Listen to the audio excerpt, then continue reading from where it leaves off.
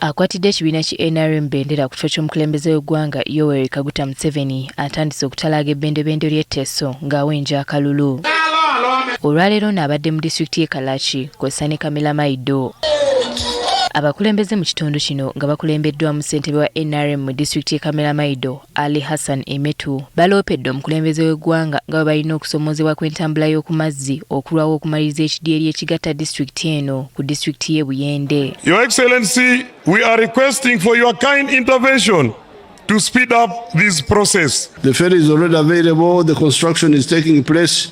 I think they are finishing the running sites. Museveni ajjukizza abeeno ebimu ku ebyo ebikoleddwa gavumenti ye okuva lwe yajja mu buyinza. Kabelamaido has got 29 parishes.